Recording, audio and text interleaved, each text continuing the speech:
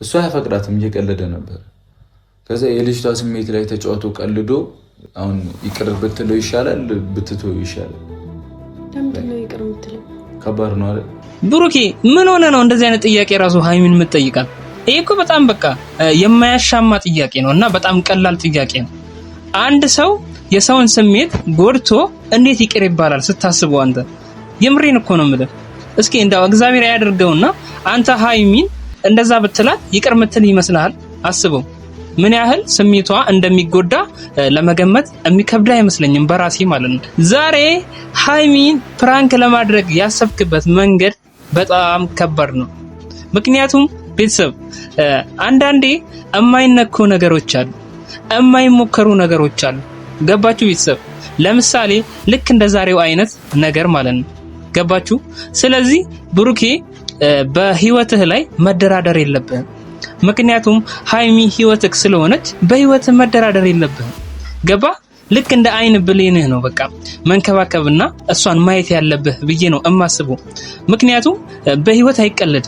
እንግዲህ ብሩኬ እኔ ላንተ ያለኝ መልእክት ቢኖር ሃይሚ ትወድሃለች፣ ታከብራለች፣ ከማንም በላይ ላንተ ታስብልሃለች።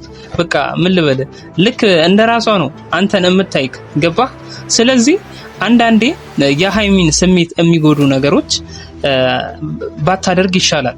ምክንያቱም አሁን የዛሬው ፕራንክ ብለ ያሰብከው ነገር አንዳንዴ ሸክላ አሁን አንዴ ከተሰበረኮ ይሆነ አይጠገንም አይደለ ድጋሚ።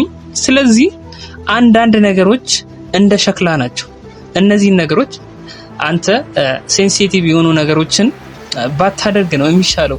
ካልሆነ ግን ሃይሚ ትጎዳብናለች፣ ታዝናለች። በእርግጠኝነት ነው እምልህ እንጂ እንደዚህ አይነት ነገር ካደረግ ላንተም ለሃይሚም ጥሩ አይደለም፣ ለሁለታችሁም አይጠቅማቸውም። ምክንያቱም አንተ በኋላ ምናልባት ያሰብከውን ነገር ብለሃት ፕራንክ ነው ብትላት እንኳን በውስጧ የሆነ የሚፈጠር ነገር ይኖራል ብዬ ነው የማስበው። በቃ የሆነ ብሩኪ ምን አስቦ ነው እንደዚህ አይነት ነገር ሊለኝ የቻለው የሚለውን ነገር ከግምት ውስጥ አስገባለች። ሴት እኮ ነች። ሴት በጣም ብልህ ነች እንደሚታወቀው በተፈጥሮዋም ማለት ነው። ስለዚህ ይሄንን ነገር አንተ ከግምት ውስጥ አስገብተህ አንዳንዴ የማይነኩ ነገሮችን ባተነካካ ይሻላል ብዬ ነው ማምነው በራሴ። የምሬን ነው የምልህ። ካልሆነ ግን ላንተም ለሷም ጥሩ አይደለም። በቃ የምሬን ነው የምልህ እንጂ አሁን የዛሬው በእኔ በጣም ነው በቃ ምን ያህል እንደደነገጥኩ እግዚአብሔር ይወቀው። የምሬን ነው የምላችሁ ቤተሰብ። ቪዲዮ ገና ሲጀምር ሳየው በቃ ከውን ያልኩት በቃ ብሩኬ ያሰበው ሐሳብ በቃ ተስፋ ይሆናል። በጣም ነው የደነገጥኩት ቤተሰብ። የምሬን ነው የምላችሁ እና ይሄ ድንጋጤ ይሄንን ያህል ከደነገጥኩ አስቡት ሃይሚ ምን ያህል ልትደነግጥ እንደምትችል ለመገመት አይከብዳችሁም ብዬ ነው የማስበው በራሴ ቤተሰብ። የምሬን ነው የምላችሁ ብሩኬ ዛሬ የጨረቃም ፋሚሊንም ሃይሚንም ሁላችንንም ልባችንን በቃ አለ አይደለ አስፈርተው ነበር። ልባችን እንዲፈራ አድርገሃል። የምሬን ነው የምልህ። ስለዚህ በቃ እንደዚህ ለሃይሚም ሆነ ለጨረቃ ፋሚሊም ሆነ ሰላም የማይሰጥ ነገር ባታደርግ አሪፍ ነው። ይሄ የኔ የወንድማዊ ምክሬ ነው። የምሬን ነው የምልህ። ቢጠፋ ብዙ አይነት ፕራንኮች አሉ። እናንተ ምንም የፕራንክ ችግር የለባችሁም፣ ይታወቃል ይሄ ነገር። ስለዚህ የሐሳብ ችግር ስለሌለባችሁ አንዳንዴ በህይወታችሁ ባትቀልዱ ጥሩ ነው።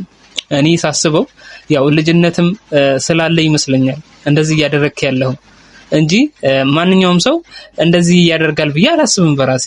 በፍቅረኛው ላይ እንደዚህ አይነት ጥያቄ ይጠይቃል ብዬ አላስብም። ምክንያቱም ፍቅረኛው ምን ያህል እንደምትጎዳና ምን ያህል እንደምትረበሽ በጣም መገመት እንደማይከብድ የታወቀ ነገር ነው። በእርግጥ አንተም በቃ በመጨረሻ ያለውን ነገር አይተህዋል። በቃ ባንተና በሷ መሃል ያለው ነገር ምን ያህል ትልቅ እንደሆነ ተረድተሃል። ገባ? ነገሩን እንኳን መቅፋት አልቻልክም። ያሰብከውን ሐሳብ ሃይሚ ላይ ለማድረግ አልቻልክም። ያስታውቃል በእርግጥ እንደምትወዳም ማለት ነው። ስለዚህ ሃይሚን ምን ያህል እንደምታፈቅራትና ምን ያህል እንደምትወዳት አይተንበታል በዚህ ቪዲዮ። ምንም ያህል አንተ ያሰብከው ሐሳብ ጥሩ ባይሆንም ማለት ነው። ምክንያቱም ልክ በቃ ሐሳቡን እየነገርካት እያለ አልቻልክም። በቃ አንተ ራስ ምንም አልቻልክም።